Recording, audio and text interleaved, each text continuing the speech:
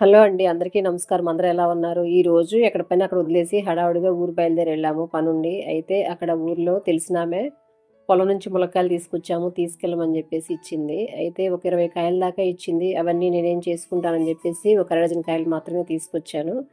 ఇక వాటిని తీసుకొచ్చి ఇక ఆ పైన పెడితే వాడిపోతాయని జెప్పేసి ముక్కలు ముక్కలుగా కట్ చేసి ఫ్రిడ్జ్‌లో పెట్టాను. నేనెప్పుడూ ఇట్లా ములక్కాయలు ఫ్రిడ్జ్‌లో పెట్టి వాడింది లేదు. కానీ ఎక్కువున్నాయని జెప్పేసి తీసుకొచ్చి కట్ చేశాను. పల్లెటూరులో ఉంటే ఇలాంటి బెనిఫిట్సే ఉంటాయి. ఎందుకంటే పొలాల్లో గాసినా లేదా ఈ పెరట్లో గాసినా అందరితో షేర్ చేసుకుంటారు. వాళ్ళ ఇంటి దగ్గరే గుంటగరగరాకు, మందార చెట్టు, గోరింటాకు చెట్టు ఇవన్నీ ఉన్నాయన్నమాట. ఎప్పుడన్నా ఎళ్తే ఉన్నప్పుడు తీసుకొచ్చేస్తాను. కానీ సిటీలో అలా కుదరదు. మందార చెట్టుకి గోడ మీదకి వాలి 2 పూలు కోసుకుంటామన్నా ఎవరు కనీసం కొంచెం ఒక గుప్పెడు గోరింటాకు కూడా ఇవ్వరనమాట. అవనే కాదు ఏయి కూడా చెట్ల మీద చెయ్యెయ్యనివ్వరు. వాళ్ళని అడగాలి. అడిగితే వాళ్ళకిష్టమైతే ఇస్తారు. లేకపోతే లేదు. అట్లా ఉంటదనమాట సిటీలో పరిస్థితి. కానీ పల్లెటూరులో అలా కాదు.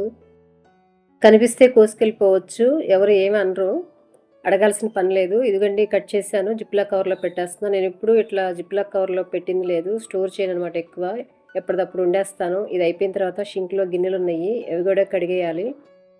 పిల్లలకి స్కూల్లు, కాలేజీలు ఉంటే ఎక్కువ శాతం నైటే కడిగేస్తాను. ఇప్పుడు అవేమి లేవు గదా! కడగొచ్చులే అని జెప్పేసి ఉన్నాను. అవేమో తిరుపతి కొండ పెరిగిపోయినట్టు పెరిగిపోయినియి. ఈలోపు టిఫిన్‌లు జేసి ఊరెళ్ళొచ్చేసరికి ఇక అలాగే ఉండిపోయినియి. కడిగేస్తున్నాను.